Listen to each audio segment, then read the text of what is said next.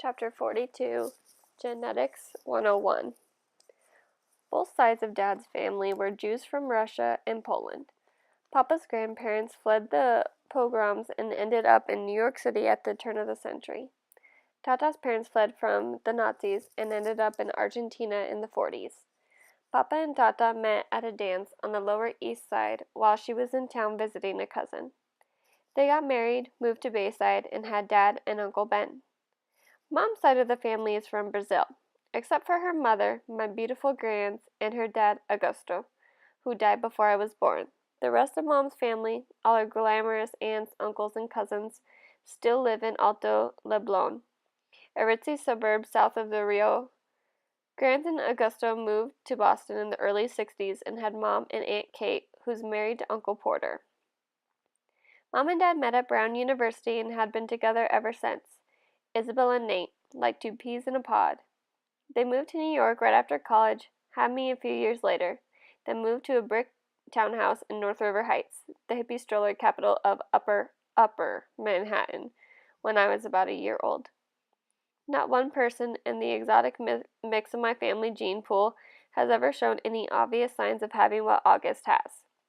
I've pored over grainy sepia pictures of long-dead relatives and babushkas, black and white snapshots of distant cousins in crisp white linen suits, soldiers in uniform, ladies with beehive hairdos, Polaroids of bell-bottomed teenagers, and long-haired hippies, and not once have I been able to detect even the slightest trace of August's face in their faces.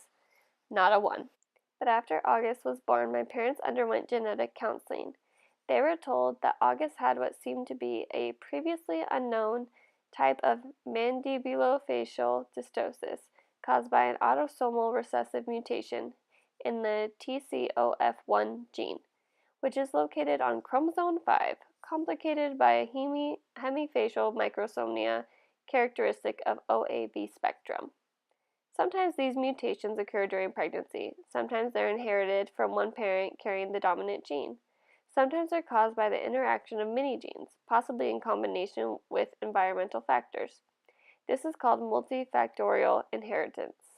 In August's case, the doctors were able to identify one of the single nucleotide deletion mutations that made war on his face. The weird thing is, though, you never know it from looking at them. Both my parents carry that mutant gene, and I carry it too. Chapter 43, The Punnett Square. If I have children, there's a 1 in 2 chance that I will pass on the defective gene to them. That doesn't mean they'll look like August, but they'll carry the gene that got double dosed in August and helped him make him the way he is. If I marry someone who has the same defective gene, there's a 1 in 2 chance that our kids will carry the gene and look totally normal, a 1 in 4 chance that our kids will not carry the gene at all, and a 1 in 4 chance that our kids will look like August. If August has children with someone who doesn't have a trace of the gene, there's a 100% probability that their kids will inherit the gene, but a 0% chance that their kids will have a double dose of it, like August, which means they'll carry the gene no matter what, but they could look totally normal. If he marries someone who has the gene, their kids will have the same odds as my kids. This only explains the part of August that's explainable. There's that other part of his genetic makeup that's not inherited, but just incredibly bad luck. Countless doctors have drawn little tic-tac-toe grids for my parents over the years to try and explain the genetic lottery to them. Geneticists use these Punnett squares to determine inheritance, recessive and dominant genes, probabilities, and chance. But for all they know, there's more they don't. They can try to forecast the odds, but they can't guarantee them. They use terms like germline mosaicism, chromosome rearrangement, or delayed mutation to explain why their science is not an exact science. I actually like how doctors talk. I like the sound of science. I like how words you don't understand explain things you can't understand. There are countless people under words like germline mosaicism, chromosome rearrangement, or delayed mutation. Countless babies who will never be born, like mine. Chapter 44, Out with the Old. Miranda and Ella blasted off. They attached themselves to a new crowd destined for high school glory. After a week of painful lunches where all they would do was talk about people that didn't interest me, I decided to make a clean break for it. They asked no questions. I told no lies. We just went our separate ways. I didn't even mind after a while. I stopped going to lunch for about a week, though, to make the transition easier, to avoid the fake, "Oh, shoot, there's no room for you at the table, Olivia." It was easier just to go to the library and read. I finished War and Peace in October. It was amazing. People think it's such a hard read, but it's really just a soap opera with lots of characters. People falling in love, fighting for love, dying for love. I want to be in love like that someday. I want my husband to love me the way Prince Andrei loved Natasha.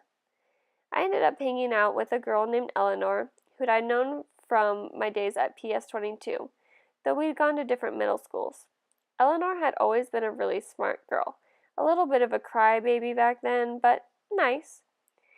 I'd never realized how funny she was. Not laugh out loud, daddy funny, but full of great quips. And she never knew how light-hearted I could be. Eleanor, I guess, had always been under the impression that I was very serious, and as it turns out, she never liked Miranda and Ella. She thought they were stuck up. I gained entry through Eleanor to the smart kids table at lunch. I was a larger group than I had been accustomed to hanging out with, a more diverse crowd, too. It included Eleanor's boyfriend, Kevin, who would definitely become class president someday. A few techie guys, girls like Eleanor who were members of the yearbook committee and the debate club, and a quiet guy named Justin who had small round glasses and played the violin, and who I had an instant crush on. When I'd see Miranda and Ella, who were now hanging out with the super popular set, we'd say, "Hey, what's up?" and move on. Occasionally Miranda would ask me how August was doing and then say, "Tell him I say hello." This I never did, not to spite Miranda, but because August was in his own world these days. There were times at home that we never crossed paths. Chapter 45, October 31st. Grants had died the night before Halloween. Since then, even though it's been 4 years, this has always been a sad time of year for me. For Mom, too, though she doesn't always say it. Instead, she immerses herself in getting August's costume ready, since we all know Halloween is his favorite time of year. This year was no different.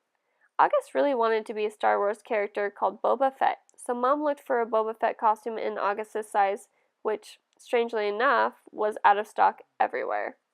She went to every online store, found a few on eBay that were going for an outrageous amount, and finally ended up buying a Jango Fett costume that she then converted into a Boba Fett costume by painting it green. I would say, in all, she must have spent 2 weeks working on the stupid costume. And no, I won't mention the fact that Mom has never made any of my costumes because it really has no bearing on anything at all. The morning of Halloween, I woke up thinking about Grants, which made me really sad and weepy. Dad kept telling me to hurry up and get dressed, which just stressed me out even more, and suddenly I started crying. I just wanted to stay home. So Dad took August to school that morning, and Mom said I could stay home, and the two of us cried together for a while. One thing I knew for sure, however much I missed Grants, Mom must have missed her more.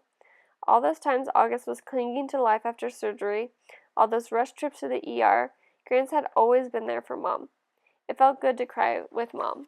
For both of us, at some point, Mom had the idea of our watching The Ghost and Mrs. Murr together, which was one of our all-time favorite black and white movies. I agreed that that was a great idea. I think I probably would have been used to this weeping session as an opportunity to tell Mom everything that was going on at school with Miranda and Ella. But just as we were sitting down in front of the DVD player, the phone rang.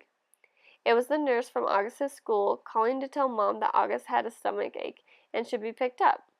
So much for the old movies and the mother-daughter bonding. Mom picked August up, and the moment he came home, he went straight to the bathroom and threw up. Then he went to his bed and pulled up the covers over his head. Mom took his temperature, brought him some hot tea, and assumed the August's mom role again. Via's mom, who had come out for a little while, was put away. I understood, though. August was in bad shape. Neither one of us asked him why he had worn his bleeding scream costume to school instead of the Boba Fett costume Mom had made for him. If it annoyed Mom to see the costume she had worked on for 2 weeks tossed on the floor unused, she didn't show it. Chapter 46, Trick or Treat. August said he wasn't feeling well enough to go trick-or-treating later in the afternoon, which was sad for him because I know how much he loved to trick-or-treat, especially after it got dark outside. Even though I was well beyond the trick-or-treating stage myself, I usually threw on some mask or other to accompany him up and down the blocks, watching him knocking on people's doors, giddy with excitement.